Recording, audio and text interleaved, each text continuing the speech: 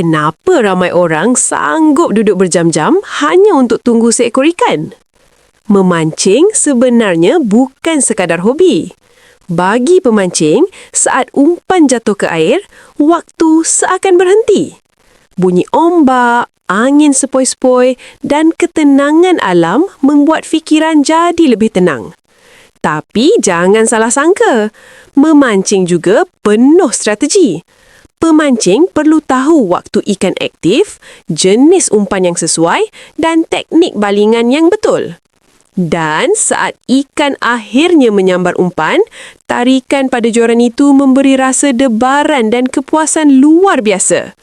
Kadang bukan ikan yang dicari, tetapi ketenangan yang suka ditemui di tempat lain. Jadi, menurut kamu, memancing itu tentang menangkap ikan atau sebenarnya menangkap ketenangan?